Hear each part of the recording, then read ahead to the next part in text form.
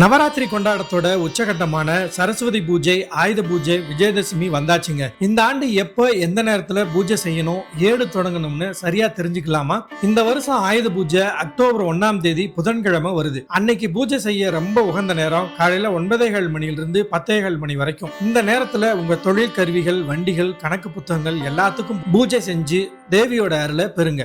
அதே போல நம்ம வீட்டு மாணவர்கள் புத்தகங்களை வச்சு பூஜை செய்யறதால கல்வியில சிறந்து விளங்கலாம். இது நம்மளோட தொன்று தொட்ட நம்பிக்கை. நவராத்திரியோட தத்துவமே முப்பெரும் தேவியரை வழிபடுறதுதான். முதல் 3 நாள் வீரத்துக்காக துர்க்கையையும், அடுத்த 3 நாள் செல்வத்துக்காக லட்சுமியையும், கடைசி 3 நாள் கல்விக்காக சரஸ்வதியையும் வழிபடுறோம்.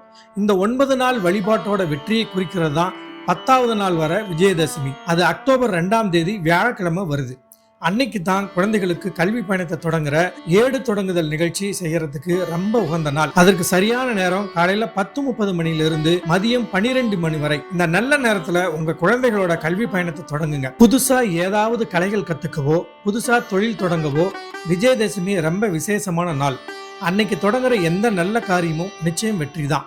இந்த பூஜைகளை சரியான நேரத்துல செஞ்சு முப்பெரும் தேவியரோட அருளை பெற்று எல்லாரும் எல்லா வளமும் பெற்று வாழ வாழ்த்துக்கள். இந்த தகவலை உங்க நண்பர்களுக்கும் உறவினர்களுக்கும் ஷேர் பண்ணுங்க. அனைவருக்கும் VM Talks சேனலின் இனிய ஆயுத பூஜை மற்றும் விஜயதசமி நல்வாழ்த்துக்கள்.